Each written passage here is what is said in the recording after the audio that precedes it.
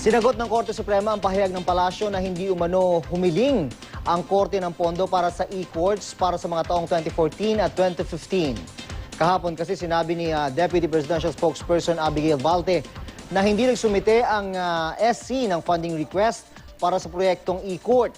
Kaya walang nailaan ditong pondo ang Department of Budget and Management. Ang tanging pondo lang daw na naibigay ng DBM ay ang para sa Enterprise Information Systems Plan o EISP na hiniling ng SC. Pero paglilinaw ni Attorney Theodore Te, hepe ng SC Public Information Office, may budget proposal ang Korte para sa IT infrastructure ng mga trial court, sa network security and connectivity at EISP.